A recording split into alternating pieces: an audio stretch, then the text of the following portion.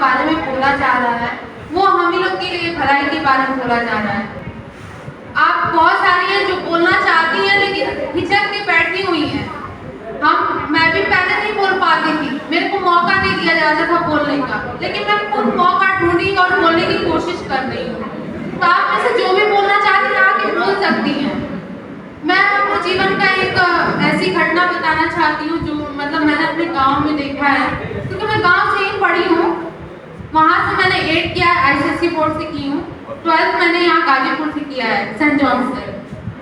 मेरा BHU में admission हो गया था, लेकिन मेरी तबीयत खराब होने की वजह से मेरा 1 साल का ड्रॉप लेना पड़ा, जिसकी वजह से मैं वहाँ नहीं जा पाई।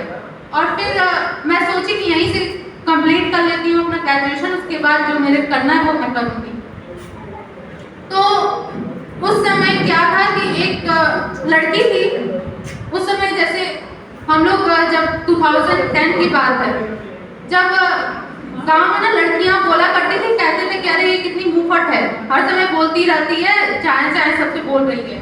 लड़का वहां कुछ बोले कोई कुछ नहीं कहता है। उस लड़की ने अपने माँ बाप के लिए आवाज उठाया और उस लड़की को उन लोगों ने पोखरे में फेंक दिया, जान से मार दिया, क्योंकि वो बोल रही थी अपने माँ बाप के हित में। उसकी किसी ने नहीं सुनी।